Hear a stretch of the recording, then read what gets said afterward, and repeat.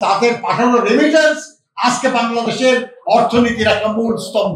মূল যে তিনটা স্তম্ভ, 7ই নভেম্বরের ফটো, মিডল ইস্টের দেশে 8,500 শ্রমিক পাঠানোর মাধ্যমে উনি যে শুরু করেছিলেন জনশক্তি রপ্তানি, আজকে 1 কোটিরও বেশি বাংলাদেশি বিশ্বের বিভিন্ন দেশে থাকে এবং তাদের পাঠানো রেমিটেন্স আজকে বাংলাদেশের অর্থনীতির একটা মূল স্তম্ভ।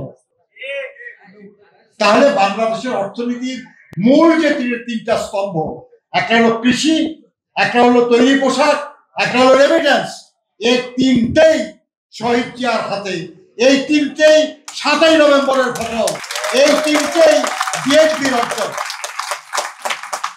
এছাড়া তো অসংখ্য ব্যাপার আছে। আমরা আজকে শ্রমিকদের ব্যাপারে আলোচনা করতে বসছি। খেয়াল করেন, 71 সালে বাংলাদেশ স্বাধীন হয়েছে, কিন্তু বাংলাদেশের প্রথম শ্রমনীতি 1980 সালের 1 মে শহীদ জিয়ার হাতে। শহীদ জিয়া শ্রমিকদের কল্যাণের জন্য নতুন নতুন কাজ করেছেন।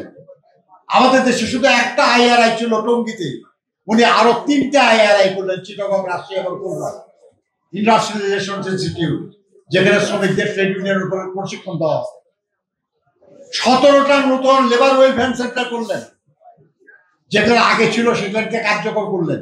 এক্সট্রিম মশার কয়েল প্ল্যান্ট ফাইবার দিয়ে তৈরি, ডেঙ্গু, চিকুনগুনিয়া বাহি সহ যে কোনো মশার বিরুদ্ধে দেয় এক্সট্রিম সুরক্ষা। হেলথ এন্ড সেফটি মিউজিয়াম করেছিলেন। অনেক পরিকল্পনা ছিল তার। শ্রমিকদের জন্য স্বল্প মূল্যে আবাস করার জন্য বিল্ডিং করা হচ্ছিল।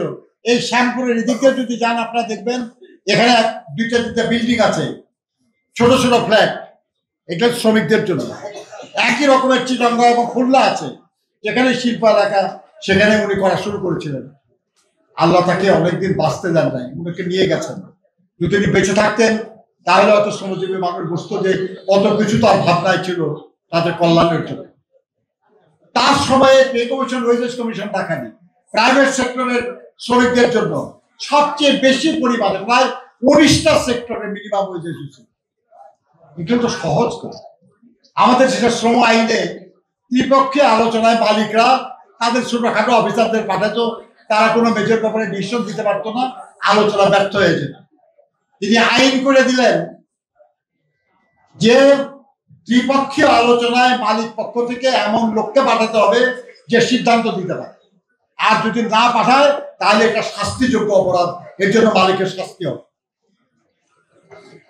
এটা তো অনেক বড় ব্যাপার, মানে ছোটখাটো না।